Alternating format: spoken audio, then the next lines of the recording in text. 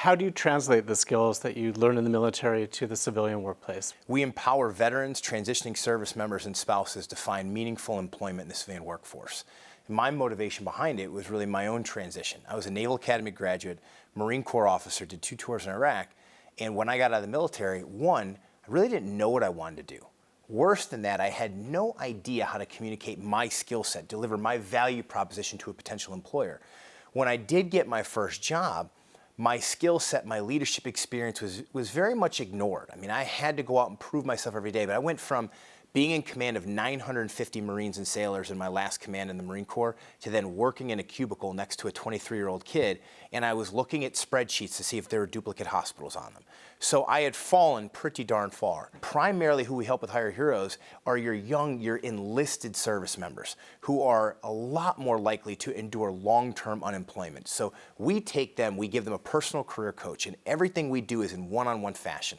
We teach them to come up with a strategic plan for their employment. Then we teach them how to communicate their skill set, both by written resume and then orally.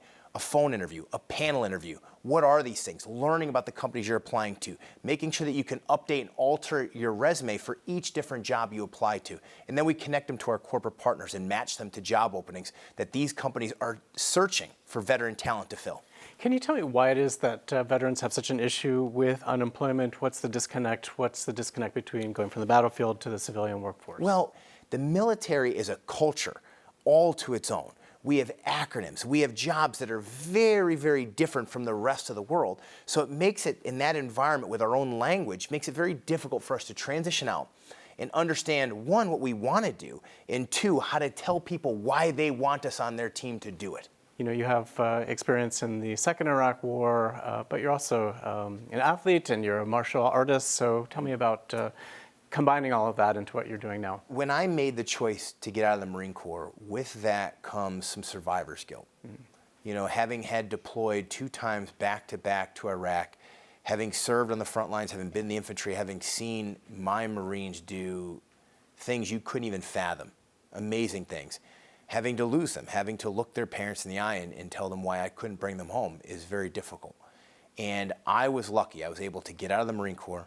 I was able to find not only an athletic career, but also a business career. I was able to take over this idea of helping veterans get jobs and recruit a great team, and here we are now, we're the best in the country at it. So I owe those men and women, my brothers and sisters, to put the uniform on, who deserve the same kind of opportunity at the American dream that they chose to defend to. I owe them the help that I was able to find, that I was able to receive.